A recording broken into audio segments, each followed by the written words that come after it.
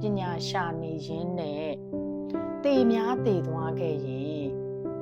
တတရအရွယ်မှာတရားရှာရမယ့်အရွယ်ငါတရားမရှာလိုက်ရဘဲနဲ့တေသွားမှာပေါ့တိုက်တိုက်ဆန်ဆိုင်ပဲဒီရက်ပိုင်းမှာကျမရဲ့ငယ်ဘဝအကြောင်းတွေပြောနေတဲ့အချိန်မှာဒီနေ့တွေ့တဲ့ client က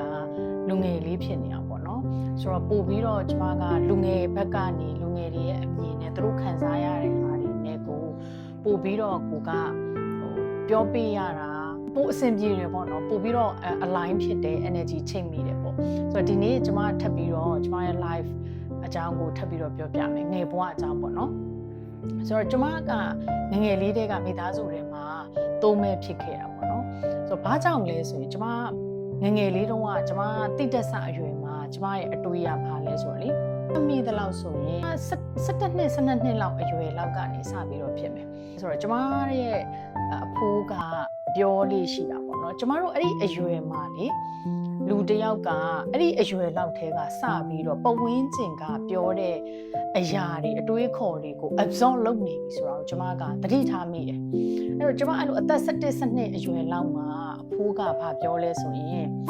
လူမာတဲ့အရွယ်3ရွယ်ရှိတယ်တဲ့ပထမအရွယ်ကတဲ့ပညာရှာရမယ့်အရွယ်တဲ့ဒုတိယအရွယ်က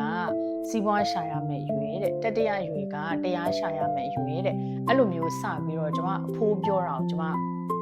ကြားဘူးတာပေါ့နော်ဆိုအဲ့လိုကြားလိုက်တဲ့အချိန်ကျမအဲ့ဒီအရွယ်တွေကကျမကစဉ်းစားတာပေါ့နော်ဒါကတိတ်ပြီးတော့တဘာဝမကြဘူးလို့ကျမကထင်တယ်ဘာကြောင့်လဲဆိုတော့ပထမအရွယ်မှာ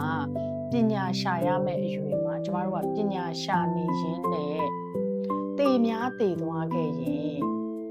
တတရအရွယ်မှာတရားရှာရမယ့်အရွယ်ငါတရားမရှာလိုက်ရဘဲနဲ့တေသွားမှာပေါ့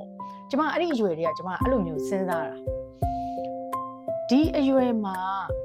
ပညာပဲရှာရမယ်ဆိုတာတိတ်တော့တဘာဝမကြောက်ဘူးပေါ့နော်ဘာကြောင့်လဲဆိုအဲ့ဒီအရွယ်တွေကလူဆိုတာအသက်ငယ်ငယ်နဲ့လည်းတေနိုင်တာပဲပေါ့နော်ဒါဆိုရင်ငါကအသက်ငယ်ငယ်နဲ့ပညာရှာနေတဲ့အရွယ်မှာတေသွားရင်ငါက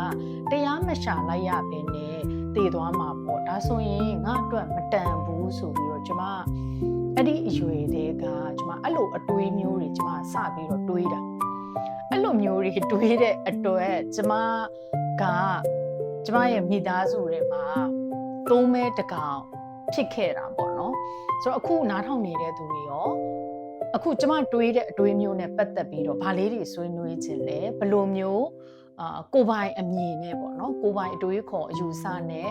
မှားလားမှန်လားဗာလေးတွေထပ်ပြီးတော့ဖြည့်ဆွတ်ပြီးတော့ဆွေးနွေးခြင်းလဲအဲ့ဒါလေးကိုလည်းကျမကို comment လေးမှန်ခဲ့ပေးပါကျမနောက်ထပ်ဗီဒီယိုတွေလည်းအများကြီးsharing လုပ်သွားပေးပါမယ်ရှင်